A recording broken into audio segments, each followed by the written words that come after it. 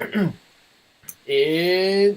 we're live. Hey, welcome for this weekly live stream on the latest and greatest news in DeFi and Ethereum. I do this every Monday at 11 a.m. East Coast time, and today I'm super late. I'm very, very sorry, guys. I don't know what happened. There was some connectivity issue, but finally I'm online. I'm also trying out a new microphone, so if you have any feedback with the sound, please let me know. Let me know in the chat how it's going with the sound. So in this video, I'm going to be talking of Ethereum 2.0, of course, because we're only 1 week away from the deadline for the deposit contract. So there will be a lot of price movement after this deadline. So it's super, super important to understand what's going on. I'm going to be talking about Infura, which is the most popular Ethereum API. So Infura was down, and I will explain what happened exactly and what does it mean for Ethereum. Then I'll be talking about DeFi, which is growing like crazy again. So we had some crazy gains in the DeFi token last week. I'll be talking of a new Flashloan attack where $7.5 million was stolen, and we'll cover many other stuff because there are a lot of important news this week, and we'll do the Q&A at the end as usual. And if you don't know me, I'm Julian, your host, and on my channel Eat the Blocks, I teach blockchain development and how to find your first blockchain job. And before we continue, quick shout out to my two courses. If you want to become a blockchain developer and make $100,000 per year, like I used to make, register for my course, 6-figure blockchain developer. And if you want to learn how to do Flashloan arbitrage, check my other course on Flashloan. Hi to everybody in the chat. Hi, Crazy Cool. Hi, T.O. Yeah, Julian is back. I'm so sorry for being late this time. But yeah, finally I was able to fix my issue and I'm back. So we're going to start as usual with Ethereum. So the price of Ether, we had a really nice increase in the middle of the week, but after it went down. So in the end, we are totally flat for this week. No gain, no losses. I think everybody's really nervous before the launch of Ethereum 2.0, and we'll talk more about this later. As usual, we'll have a quick look on the gas, of the price of gas. So like for last week, it was pretty stable. It seems like we have kind of bottomed out. I don't think gas prices will go much further down in the short term. The next thing that can make gas price go lower will be the launch of a L2 scaling solution, maybe in partnership with a big exchange like Uniswap. I know that people talk a lot of a project called Optimism for that, so yeah, we'll see what happens. So next, we are going to talk of the situation on Ethereum 2.0. And in particular, how is the deposit contract doing? So first, quick recap on what is Ethereum 2.0. So Ethereum 2.0 is the next version of Ethereum, way more scalable than the current version of Ethereum. So it will be deployed in several phases. And in the first phase, phase 0, it's supposed to be launched at the beginning of December. So in this phase, anybody will be able to stake Ether to become a validator and earn some interest in exchange for helping to secure the network by running a validator node. So I won't go in more detail about what is ETH2. If you want to know more, check out my last live stream where I gave more detail. So today we're going to talk more about the situation with the deposit contract. So in order for phase 0 to start in December, we need to have reached a certain amount of Ether staked by November 24th. So in about a week. So these staked Ether are deposited on a smart contract on Ethereum 1. That's what we call the deposit contract. So far, we have reached only 22% of the required total of staked Ether, and we only have about 1 week left.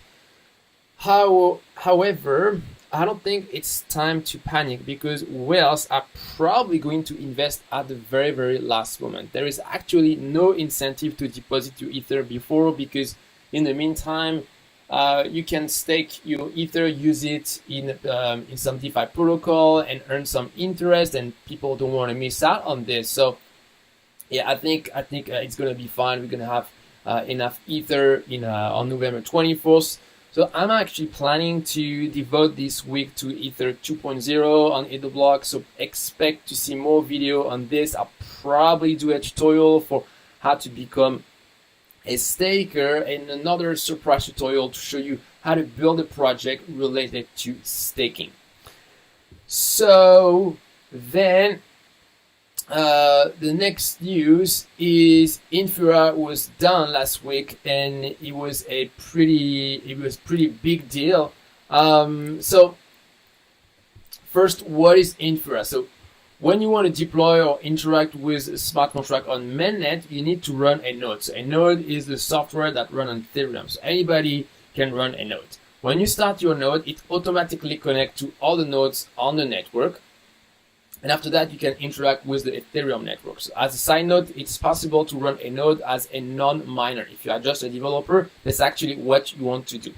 The problem is that it's quite difficult to run a node on mainnet, even as a non-miner. There are high requirements for the hardware, and it also requires some technical skills to fine-tune your server. So that's why some people created API services for Ethereum developers. These services run their own Ethereum mainnet nodes and let developers access these nodes through APIs. So Infura is the most popular of these services. Okay, so now we understand what is Infura. So next, what happened exactly during the Infura outage last week? So the team of Geth, which is the most used Ethereum client, released an upgrade to fix a bug. Some network participants updated to the latest version of Geth, but others like Infura didn't. So as a result, it created a fork in the network. So Infura was stuck on a minority chain, and as a result, there was a big service outage on Infura. So since Infura is so used in blockchain, it caused a lot of other projects to be done as well, such as a price feed for Ether and ERC20 token. As a result, a couple of exchanges, including Binance, decided to freeze Ethereum withdrawals temporarily. A couple of hours later, Infura updated its Geth node and restored the service. So that was a big scare, and I don't like to see this happening just 2 weeks before the launch of Ethereum 2.0. I know it's going to spook some investors, but just to be clear, it doesn't have any technical impact on Ethereum 2.0. It's more about the credibility of the network in general. So what can we learn from this? Ethereum is definitely too reliant on Infura, and that's really not good when one of the main value proposition of Ethereum is to be decentralized. So there are a couple of projects that are working on decentralizing Infura, but none of them is really production ready. But what is really important to know is how you can make sure your blockchain project is protected against any downtime from Infura. So Infura is not the only centralized Ethereum API. You also have companies like QuickNode and Alchemy API. What I like with Alchemy API is that they're focused on reliability. They are the most popular services for a lot of blockchain projects, including in DeFi. So you can see them as a sort of Infura on steroids. And if you're interested to know more about them, you can check out, actually I have another tutorial on Alchemy API on my channel. And if you can afford it and you are doing a really big project, you can also run your own Ethereum node. So in order to do this, you probably need to hire a DevOps guy dedicated to just running your node. Plus you will need to invest some resources in servers. So it's probably not for small projects.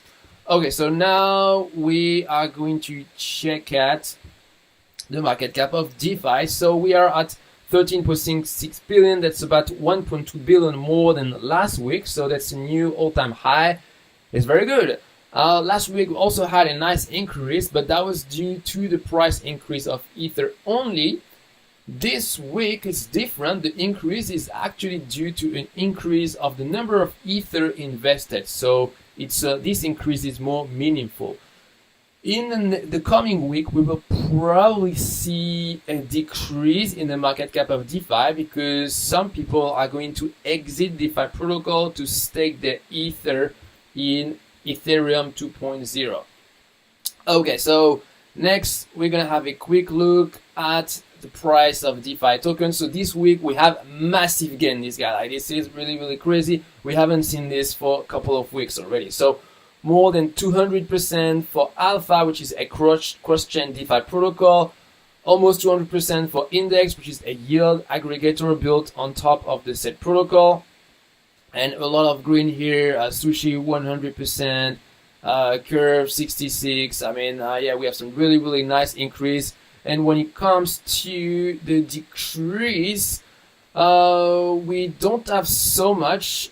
We have some DeFi fork that are really red, like Pickle, for example. So I think, yeah, Cream Finance here. But we have much less red than green in general. Yeah. So next, we have a quick look at the rates this week. So it's a bit less exciting than last week. So we have 5.58% for USDC on DYDX, 5.48 for Tether on Aave, but apart from this, nothing too crazy.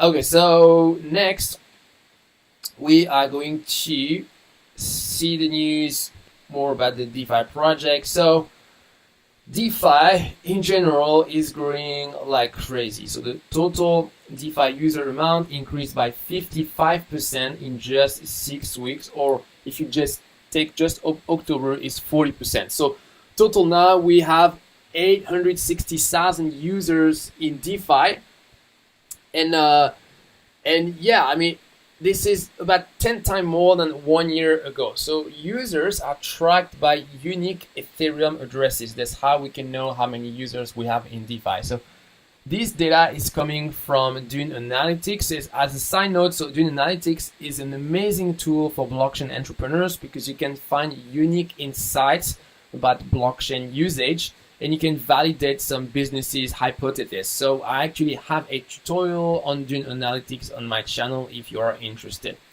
So what I find interesting is that we have a divergence between the growth of market value and the growth of user in DeFi. So what's more important? Ideally, we want both, but in this case, I would interpret it as a signal that the current market cap of DeFi is undervalued, because when all of these new users will start to use DeFi more seriously, like, it's gonna be a killing. So super good. Next, we're gonna talk of synthetics. So synthetics released a new asset to be exposed to the price of oil. So synthetics, if you never heard about it, this is one of the biggest derivatives exchange in DeFi. So with synthetics, you can trade advanced financial assets. So with this new asset on oil, you can either go long with S oil or short with iOIL, and you can also buy a binary option on oil. So technically, they use a Chainlink oracle to build this asset and connect it to the price of oil. So why is this important? Why does it add value compared to just simply buying a future on oil in a traditional exchange? So once you tokenize your long or short position on oil, you can use the token that represent your position in synthetics. You can use this token in other DeFi protocol as a collateral, for example, and you can play really the money Lego game. So it's much more powerful than just holding a position on oil on a traditional exchange. So it's very possible that in the future, more and more traders will prefer trading oil this way on the blockchain compared to just using a traditional exchange. It's a very similar story as with Bitcoin, which is being tokenized on Ethereum with Rapid Bitcoin. This, I believe, this mechanism that will make DeFi very successful by attracting the liquidities of market outside of blockchain into Ethereum. And we could see the same thing happening with other commodities and also with stocks. So what you see here with synthetics and all this is just the beginning. All right, so next news on MakerDAO and DAI. So they reached a big milestone because 1 billion DAI were created since the launch of the protocol. So really nice milestone here for the team of MakerDAO. Newcomers might not realize it because at this point it just seems like DAI is just part of the infrastructure. There is nothing special about it, but it's important to realize the importance of MakerDAO in DeFi. So when they launched their project a few years ago, DeFi was just beginning with old school decentralized exchange like Ether Delta and IDX with like some mess up UX, and with all the ERC20 tokens trading against ETH and like some really poor liquidity for a lot of markets. And when MakerDAO introduced their stablecoin, all of a sudden, all of the DEX were able to trade against a coin that kept the same value all the time. And that really helped to trigger the growth in the DeFi space. So congrats to them to have reached this milestone. And yeah, DAI is a very, very important project.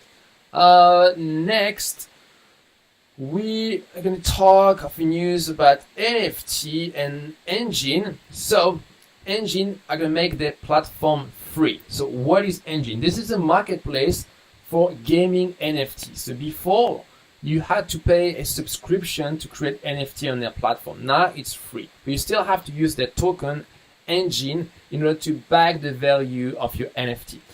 So I like that they are specialized in gaming NFT because I always like when a project has a very specific niche. I really don't like when a project say, oh, we want to be the Google of this or of that, like we want to be super big. I really don't like that because in general it means a lack of strategy. I like when people are super focused on something and then they can grow and maybe become the next Google of such or such industry.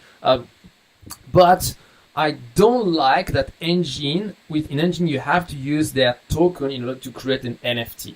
So in the past we already saw some project that lost because we had to use their tokens in order to use their service. For example, with 0x, which is a decentralized exchange, in their V1, we had to use their tokens to pay for trading fees. And even though they launched before Uniswap, they still lost to Uniswap, which did not require the use of any tokens to trade. So I'm kind of expecting that Enjin will drop their tokens in the future as well. Okay, so next we're going to talk of hacks because this week we had 2 hacks in DeFi. First, a hack with Akropolis. So it's a bit difficult to define this project. They do very different things. So first you can build the DAOs, then you can borrow and lend crypto a bit like Compound, and it also has a yield aggregator like Yearn Finance. So I don't really see how this all fits together, to be honest, but the fact of the matter is they were hacked 2 million DAI on November 12, and I think it's their yield aggregator product that was hacked. And what was exploited was a bug of re-entrancy. So re-entrancy is really a bug that was exploited many times. It's a bit difficult to explain here quickly without any schema, but it's basically this is a very non-intuitive bug. And for example, if you just know web development, you probably never heard of such a thing as re-entrancy. Guys who do really low-level stuff like C or C++, maybe they see what I mean. But I'll probably do another video where I explain re-entrancy a little bit with more detail. Then there was another hack for another protocol that's called Value DeFi. So what is Value DeFi? So this is a protocol to earn some yield with staking or by being a liquidity provider. So this is not like a yield aggregator because in this protocol, you have to choose in advance what is the strategy you want to use, and there won't be any kind of rebalancing or optimization after you invest. So it's not a yield aggregator. They were hacked 7.4 million DAI on November 14. So there was a Flashloan attack that borrowed 80,000 ETH from Aave. So I didn't have enough time to analyze this hack in detail, but it seems very similar with other Flashloan attack where the attacker does a single transaction where first he manipulates the price of a pair on an exchange by using the money of the Flashloan. Then he deposits, he invests in a vault that is related to the pair he just manipulated. Then he manipulates the price of the pair in the other direction, then withdraw its investment from the vault and make a profit. So I might do another video to explain this hack in detail. If you guys are interested, let me know in the chat if that's interesting. Next, we're gonna talk of big news about PayPal. So PayPal just entered the crypto market a few weeks ago by allowing to buy crypto from your PayPal account. So it's possible to buy Bitcoin, Ethereum, Bitcoin Cash, and Litecoin. So far, it was restricted to US customers only who have applied for the new feature, and it was very, very successful. The waiting list is way bigger than PayPal expected, so that's why PayPal decided to remove some restrictions. So now anybody in the US can buy crypto with PayPal, no need to apply. Also, the weekly limit was raised from $10,000 to $20,000. So PayPal has a huge user base. It's hundreds of millions of users. And in these users, there are a lot of merchants that get paid with PayPal, and they have a lot of money in their balance. So probably that a lot of these merchants will be really interested in this new feature. So with PayPal, you can buy crypto at premium. So why would anyone buy Bitcoin or Ether on PayPal then? Because you could just buy it on Coinbase at a better price. Well, there are a couple of reasons. First, it's convenient, so you don't need to move the money to Coinbase, for example. And also, you have some fees associated when you withdraw your money from PayPal, especially if you need to do some currency conversion. I know it because I receive part of the payment for my blockchain courses with PayPal, and their fees are just atrocious. Like, it's really a couple of percent. This is really ridiculous. And also, because a lot of people don't even know about other ways to buy crypto, and maybe they feel more comfortable if PayPal hold a private key. So there are really a lot of reasons why people would use PayPal in order to buy Bitcoin. So I would say it's super bullish for the market of Bitcoin and Ethereum. But of course, if you're crypto savvy, I would highly recommend not to use PayPal because to buy your crypto, because you don't actually really own your crypto. They control the private key, and you cannot even transfer your crypto to another address. You can just buy the crypto or sell it with PayPal. That's it. So you get some sort of a crippled crypto. So it's bad for us, but it's good for the market. Next, we're going to talk regulation. So Binance has announced that they will stop accepting customers from the US. So after the lawsuit against BitMEX a couple of weeks ago, I guess they are probably advised by their lawyers that they could be the next one to be targeted by US regulators, and they freak out. So this move is definitely going to hurt them. They probably have a lot of users in the US. It's going to be a giant gift for Coinbase, that's for sure. But it's still better than being sued by the US and potentially be cut off from the US dollar financial system. Okay, so, and I really believe the trust in the CEO of Binance to be a very practical guy that is efficient. Like, actually, a lot of people don't know this, but Binance set a new record in how fast they grew. I think they reached something like 1 billion of profit in a record time, like in maybe 18 months or something like this. And it was faster than any other company before them, like even Google or Facebook. So yeah, Binance, from a business perspective, they're really strong, and I really trust them to navigate the regulatory issue to stay in the market and not end up like a BitMEX. Next, we have the UK Treasury, which is going to publish a draft for regulating stablecoins. So they said that it would put forward proposal for regulating relevant stablecoin initiatives to ensure they are held to the same standard as rival payment methods. So they want to make sure that the competition is fair. I think this is really positive because lots of merchants probably don't dare to accept payments in crypto before it's regulated. They don't want to be accused of money laundering. So once these stablecoins are regulated, potentially it can create a lot of new demand for stablecoin. So more liquidity for stablecoin equals more liquidity for DeFi, equal good for us. Then next in the category regulatory news. So a couple of US representatives are unhappy about the OCC, who focus too much on crypto. So what is the OCC? So that's the short for the Office of the Comptroller of the Currency. So in short, that's the banking regulator in the US. So there are 6 Democrat congressmen that said they were super unhappy about the OCC focus on crypto, because it could undermine the assets that are denominated in USD, and this is especially inappropriate in a difficult time where we have COVID. So to put things in context, the OCC allowed banks to be custodian of crypto a few months ago. So I don't really know how important it is that this representative said this. I think most likely we'll have to wait until we know exactly what's going to be the next administration in the US, and we'll need to wait to see what is the stance of this new administration on crypto. If I remember well, I think Trump was pretty much against crypto, even though he didn't do anything. And for Biden, I'm not even sure he actually expressed anything about it.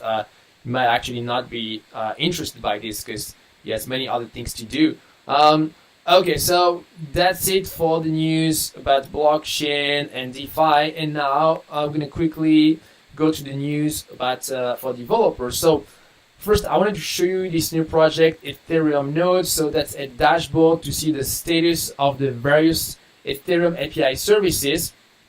So that was created after the outage of Infura, so that you could quickly find alternatives if your Ethereum API is down. So that's really a good example of a simple project that anybody can do. Like you can see the UI is very simple. Technically, this is not too complicated. You just need to ping the different crypto services, and if you don't receive any answer, like maybe in 5 minutes, then you change the status to not working, and yeah, this is super useful. So you don't necessarily need to spend a lot of time to do like an advanced project. Even with the simple ID, well executed, you can come under the spotlight and do something super useful for the community. Then there is a new tool. It's called Meow, like a cat. That's a transaction debugger for Ethereum, and that's for mainnet transaction. So it's a little bit like Tenderly or another tool a little bit less known, which is called ETH.info. But in the case of Meow, you can run it locally with Docker. So that's useful if you don't trust this other online tool I just show you, or if they are down. Yeah, so good alternative here. Okay, so that's the end of the news for developers, and now we're going to start the Q&A section. So I'm going to rewind the chat and see all the questions. So let's go up. Okay, so Alexander Barry say, hey Julian, thanks for the start of the week news. I look forward to this live stream every week. Hey Alexander, Gilles, and hello Julian, Gary, hey there Julian, let's learn. THX is here. Jin Chao. Hey Julian, I'm Ryan who just joined your course. Hey, welcome Ryan. Batman, hey, hello Batman. Okay, Rakesh is saying make a deep roadmap video on how to become a blockchain developer. Okay, actually talking about this, so I'm going to do a live stream on November 27 for how to get started in blockchain. So that's really for the beginner. If you're thinking of starting in blockchain, you don't know how, I'm going to answer exactly this question, Rakesh. It's going to be a very specific roadmap. I'm going to explain everything. I'm going to send an email to you guys for the link to this live stream. So it's probably not for those who are already advanced. If you've already followed me for a couple of times, it's going to be really for beginner who want to get into blockchain, but they're a bit stuck. They don't know where to get started. More info on this after. Who is saying Jane Charlie is not used to Julian's shorter hair? Yeah, man. I mean, I try the longer hair, the shorter hair, but like definitely, I think everybody prefer my shorter hair. No discussion about this. It's like before, I try a long beard, but it just doesn't work on me. Abracadabra say, hey, hi Julian, hi Abracadabra, crazy cool, Julian the genius. I wish. Jordan, hey Julian, Dunamis, hey. Ashk Patel is saying, I just googled MetaMask and first link was an ad that was a phishing scam, very dangerous. It's very easy to get hacked. Okay, actually when you find something like this, you can send a tweet to the team of MetaMask with a link to the scam, and then probably they'll find a way to contact Google or just make sure it gets known. If you go to if you want to install MetaMask, you go to the Chrome store, you tap MetaMask, and the first result is probably the correct one. It's the result with the most download. So it's easy to find the correct one. Okay, Phoenix Query. Hi Julian. Hi Phoenix Query. Alexander Barris. Yes, do a video on the hack. Okay, I'll think about it. Phoenix Query. So tell us a project that is launching soon that we should pay attention, friend. Oh, you mean like a token that's going to boom? Yeah, I mean, to be honest, I haven't really paid attention to like the up and coming project for like a investment purpose, but yeah, maybe I should start to pay attention to this. Is PayPal crypto feature limited to US? Yes, at the moment, but they're going to expand in the future, that's for sure. If US users are blocked from accessing Binance, how can they withdraw tokens? Well, I think they're gonna have 90 days to withdraw their tokens, and after, I guess, their accounts will be blocked or something like this. Aaron was saying, check out Xen Finance. We're applying DeFi to credit union and cooperative. Okay, interesting. I know I've never heard of that one. DeFi Trader say, love your work. Hey, DeFi Trader. Yeah, thank you. Are you the DeFi Trader of the YouTube channel? Yeah, I like your channel too, man. Yeah, good work. Abracadabra. Hi, Joel. Where is standing Ethereum 2.0? There will be any delay? Haha, this is the $1 million question. So, yeah, as I said before, we are at 22% of the total required funding. And we just have about 1 week to go, so it appears it's going too slow, but at the same time, we knew from the beginning that the participation wouldn't be linear, it will be exponential. So we'll have the answer to this question at the very end, like probably during the last day. It's going to be like super active, and it's going to be like in action movie, like there is the bomb that is ticking, and maybe like they have like 5 or 10 minutes like to stop the bomb, but no, like the guy, like they're just chatting, they're just like taking their time, and like you are in the audience, you say, what the hell, guys, stop the freaking bomb, stop talking, but like they just wait like for the last like 5 seconds, they're like the last very second, 5, 4, 3, 2, 1, we don't have enough ether, and yes, oh, finally, we have enough. It's going to be exactly like this. I'm telling you.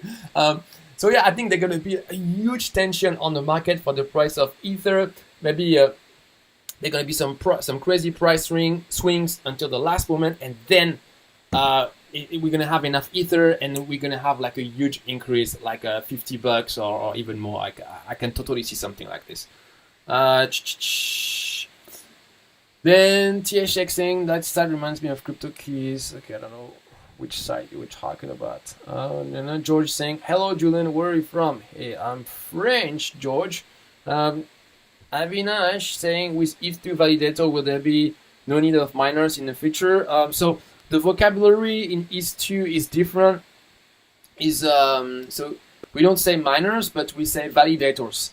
So you don't need to spend energy to mine a block, but you need to run some computation with your validator, and you need to stake some Ether also. Also, anybody can run a validator, contrary to a miner, which requires some heavy equipment. So that's one of the big difference. Potentially we'll have millions of a validator in the future. So it's like really like a paradigm shift. Yeah, really, really big difference. Yaron saying, hey Julian, I enjoy your courses. Thanks for all. Hey Yaron, glad you enjoy them.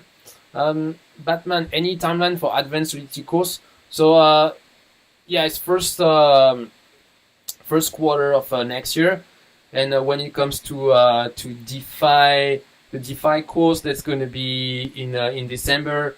So it's probably a few days before Christmas, maybe the 20th or the 21st.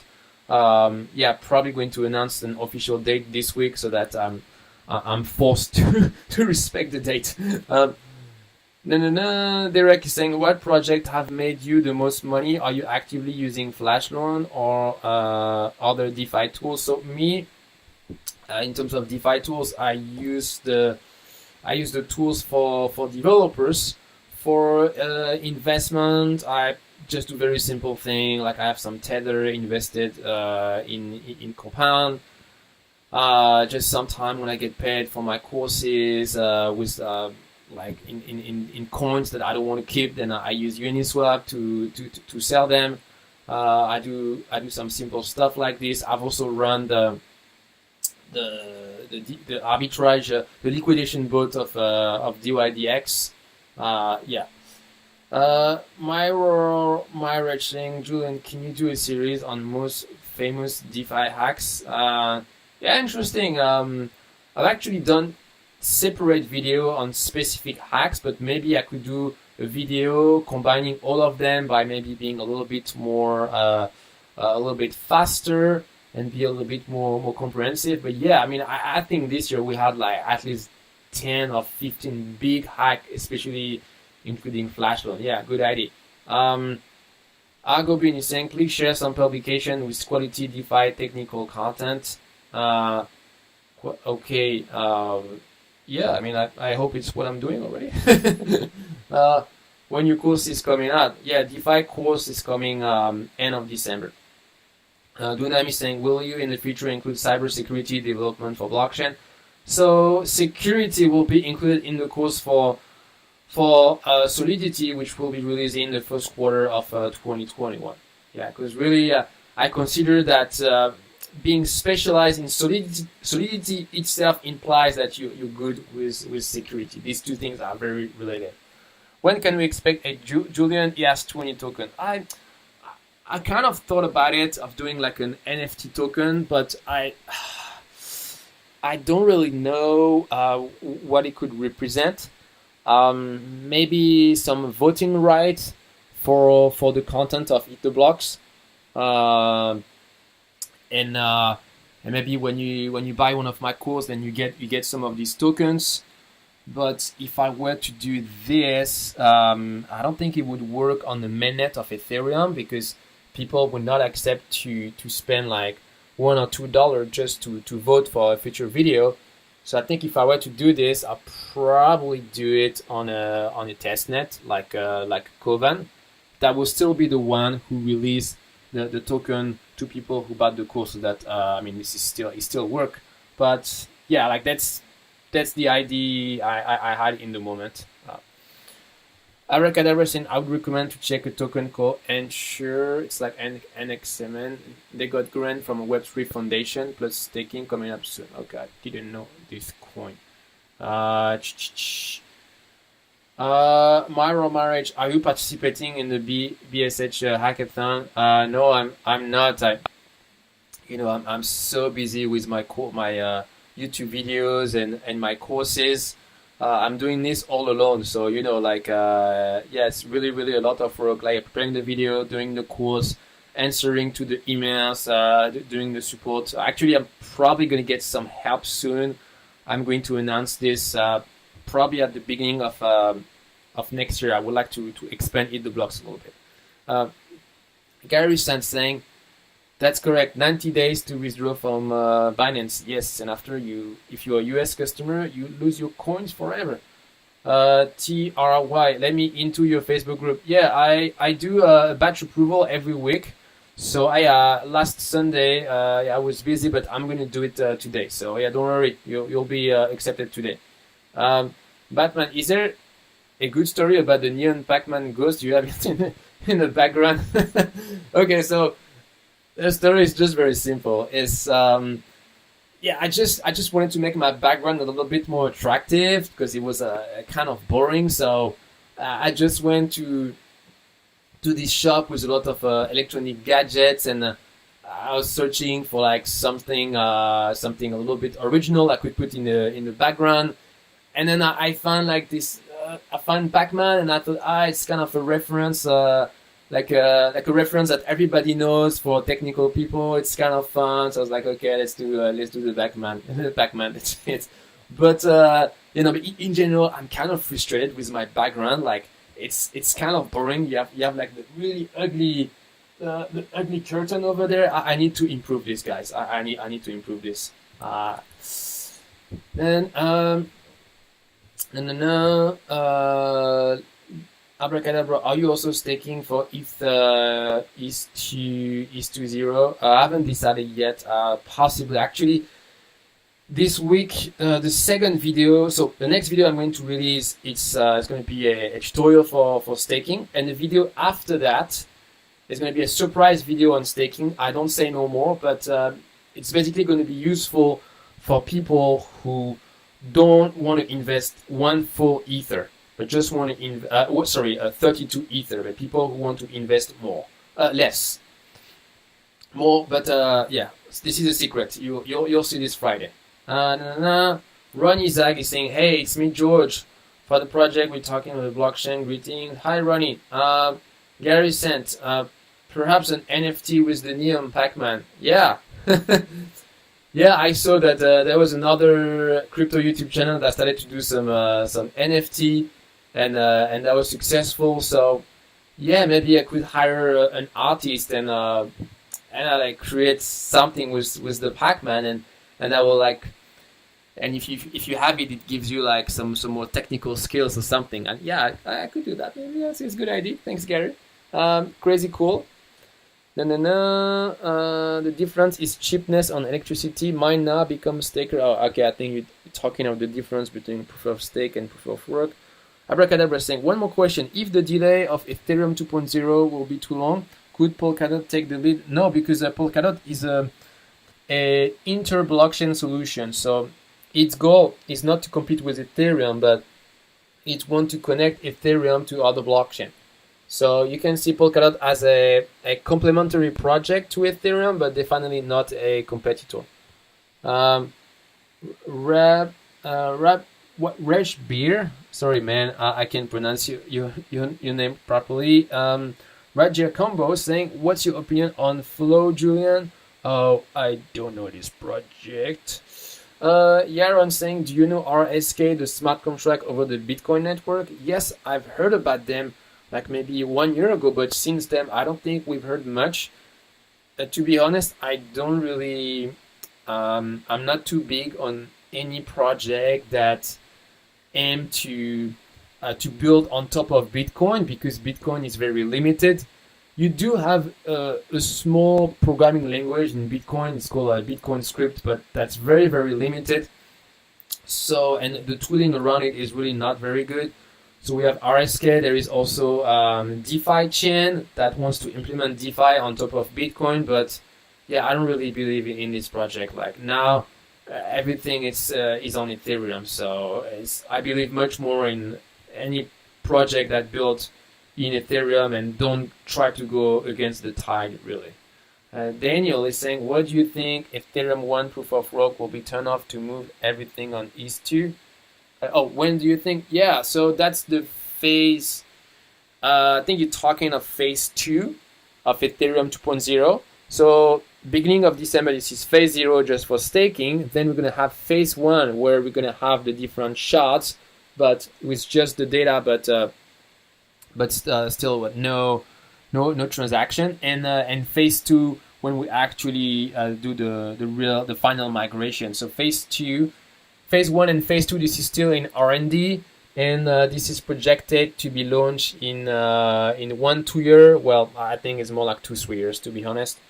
21 Cabbage is saying, Bitcoin only, baby. Well, I mean, actually, you don't have to be exclusive. You know, you can keep your Bitcoin and still play around in Ethereum with a wrapped Bitcoin. So you just you basically tokenize your Bitcoin, and then you can have fun in DeFi as well.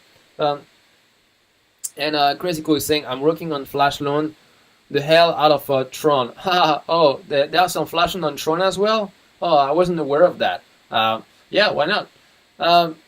Batman saying, why not make an alternative payout portal for yourself with blockchain, allow users to pay in crypto? Yeah. So actually, I've done a tutorial to build an e-commerce website with crypto payment, I think a couple of months ago. But the problem is, like, in order to host my course, I use a platform already, and I don't think it'll be super easy to integrate my own payment portal with their platform. But yeah, good idea though. TRY, I have some iOS and Java background. Do you think it's possible for me to become a dApp developer in 3 months? Also, if I get your courses, will I also receive the updated courses? Okay, so two things. When you buy one of my course, any update, you have access to it. So absolutely no problem. My courses, second thing, my courses are up to date. And yeah, I mean, you already have a technical background, so it's going to help you a lot. You don't have to start from scratch. You know, actually, I have some students who started from scratch, and they learned everything in 3-4 months. So they were starting from with less knowledge than you, and they did it. So you becoming a dApp developer in 3 months, that's very doable. Probably even faster, really. Yes, totally possible. Crazy Cool saying, hey, where the artists on this channel? Hook up Julian. yeah.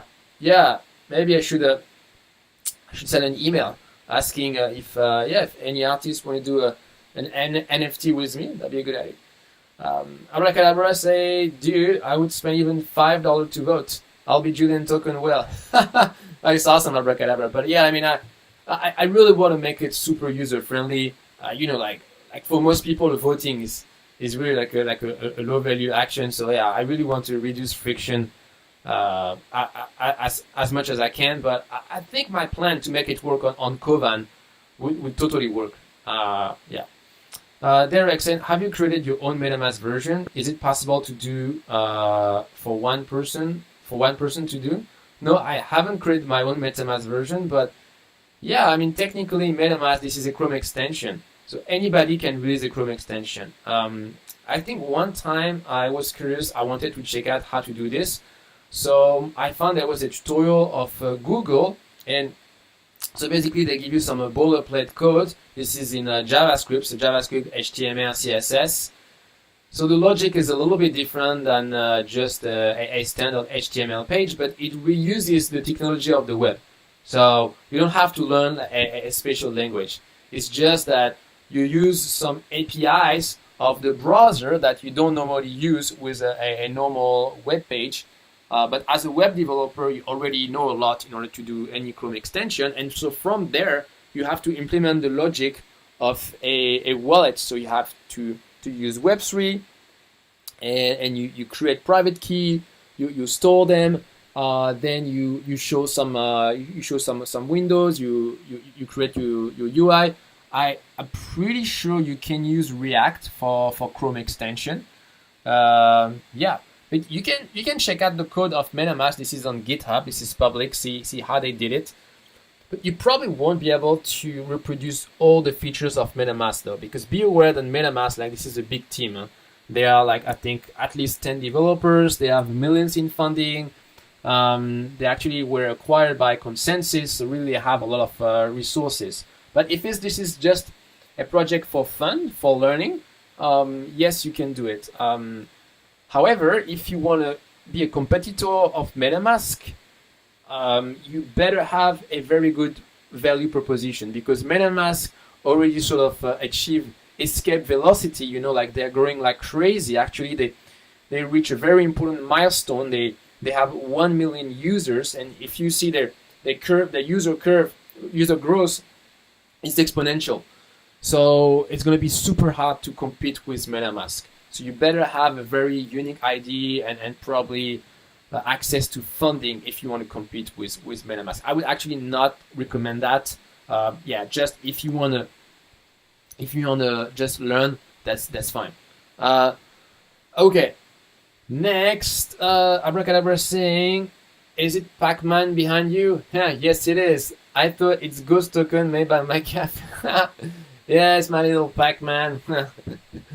Alex in the Barry saying, the ghost from Pac-Man made me think of Ave Flashloan. Yeah. This is the Pac-Man of Eat the Blocks. Oh, you know what? I knew it. I knew when I bought this, I knew like it would become like an icon of Eat the Blocks. I knew it. No.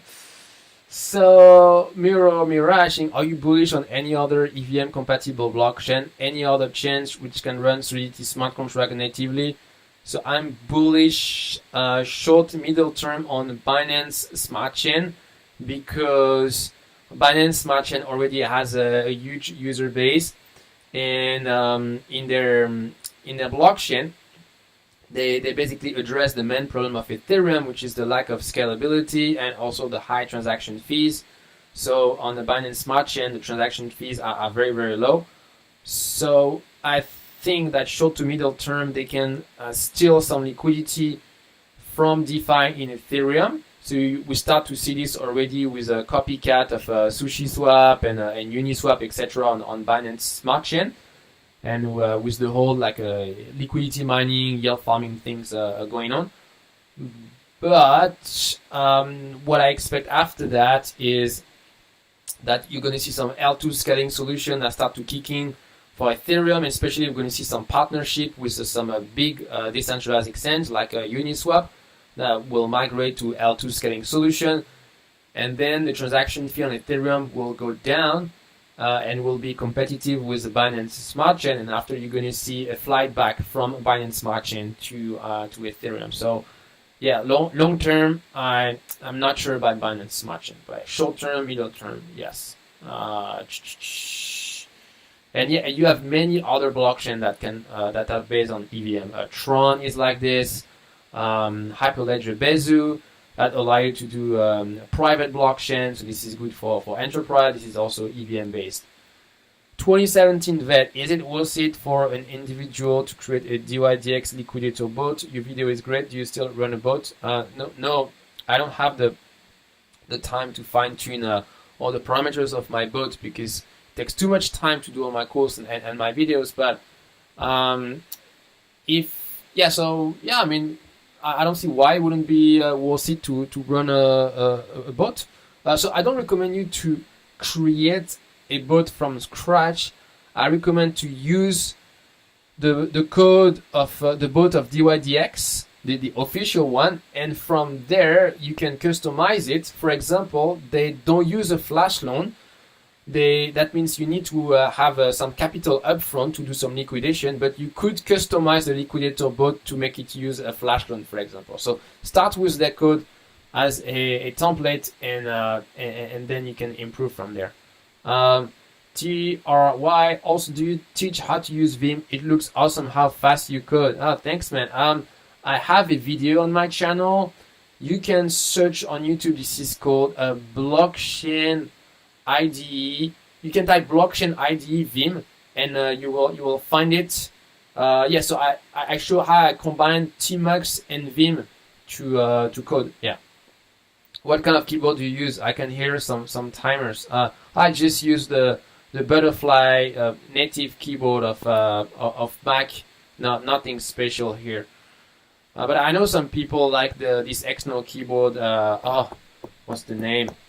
Like a mechanical keyboard. It's like it makes a very, very special noise. Well, I think this is called a MX keyboard. Yeah, not sure this is the correct name. Mirage voting can be signed transaction.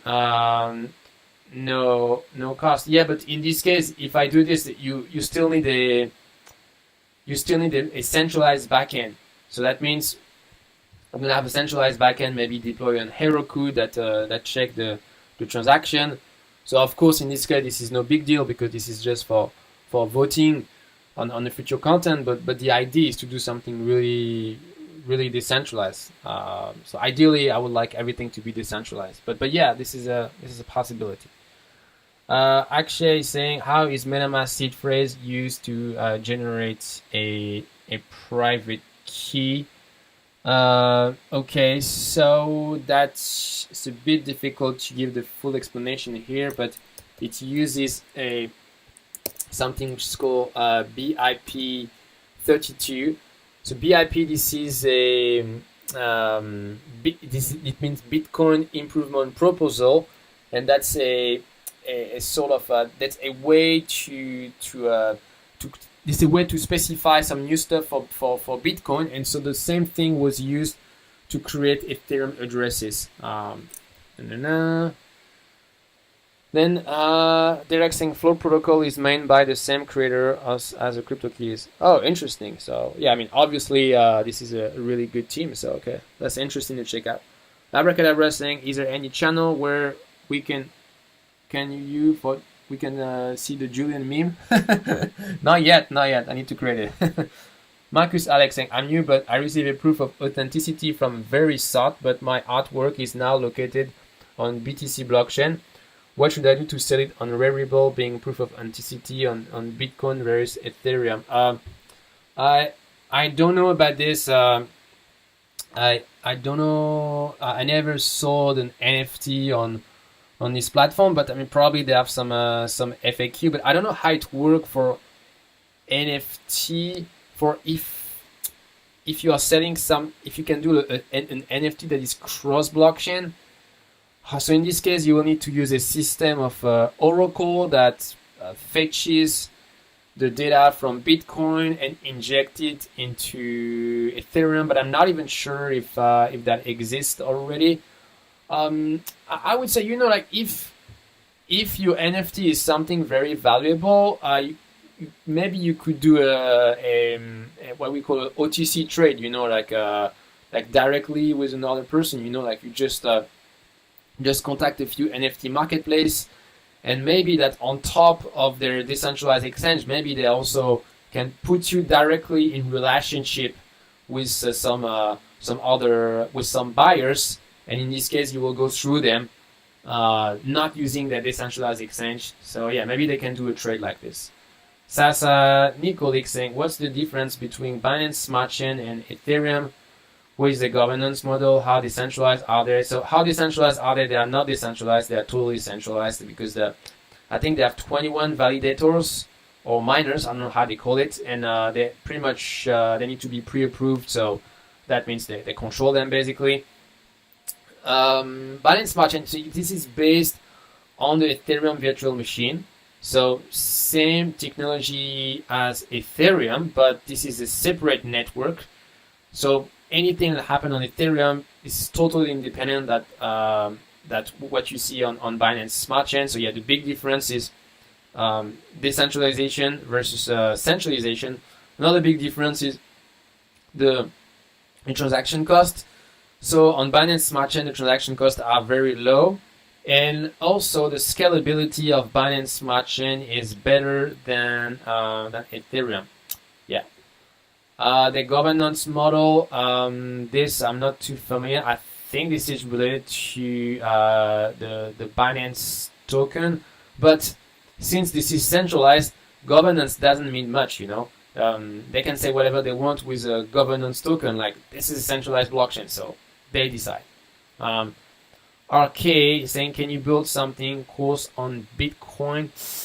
I'm not sure about this because this is quite different from Ethereum. The development tools are not great. Before I worked for a customer where we had to build something on Bitcoin, and even just to send a transaction, that was really a hassle. So, I mean, beside sending transaction to Bitcoin, I like to find something a little bit more interesting to do than just sending a transaction to Bitcoin. So yeah, I'm not sure about this. If I receive more demand, but at the moment the demand for programming on Bitcoin is pretty low. JC Bitcoin Javi is saying, how can you use NFT for staking? Can it work with any NFT, even created by someone else?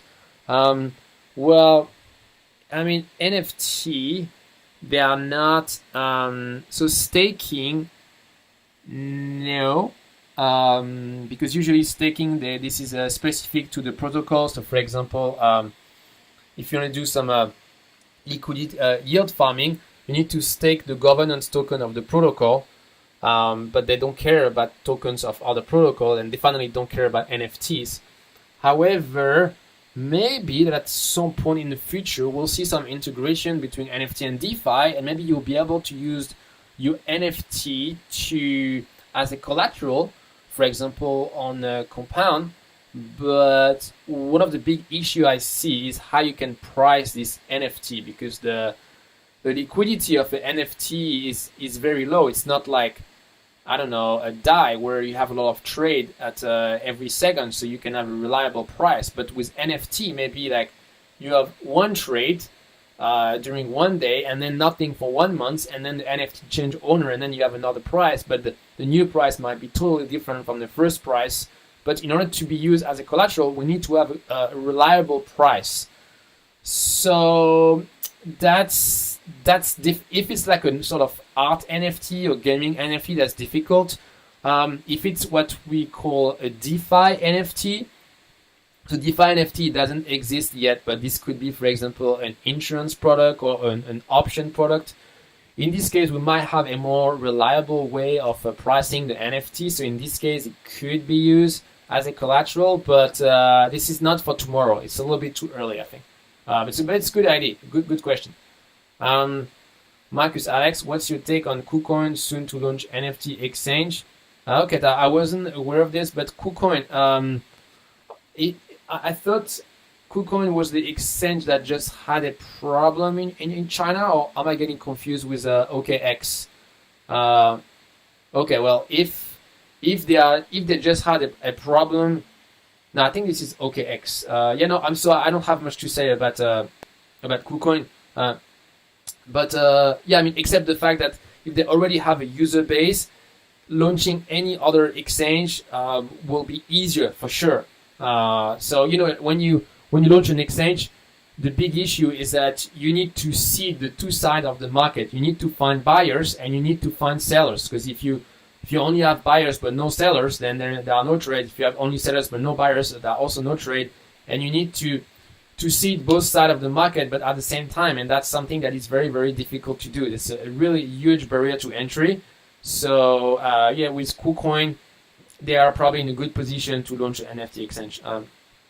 TRY saying, if I'm stuck on something, I believe there is some one-on-one as well, or is it outsourced out to another person?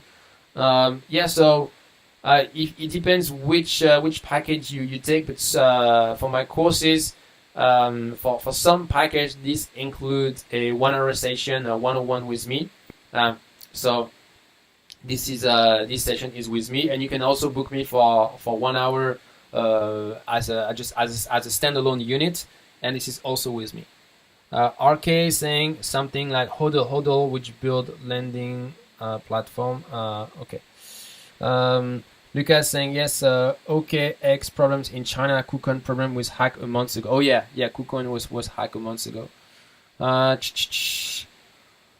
On top of Bitcoin, how do you see those? I'm not sure to get the. Yeah, no, I really don't see any future for Bitcoin besides being a store of value, really. Abracadabra, nothing can work on Bitcoin. It's just too slow. No. Daniel say, why don't enable the YouTube super chat for some good tip? Actually, I don't even know how it works. Thanks for the suggestion. I'm gonna check it out how we can do this. Okay. Well, RK saying yes, build on ETH as well as Bitcoin is important. Yes. Okay, guys. Well, the question is slowing down a bit, so I think we're gonna call it a day. So yeah, thanks everybody for coming here. And so don't forget, this week I will focus on Ethereum 2.0. So yeah, if you have any specific question, you can put them after in the chat or put them in the comments. And we're gonna focus on Ethereum 2.0 this week. All right, guys, thanks for coming, and I'll see you soon on my channel. Cheers.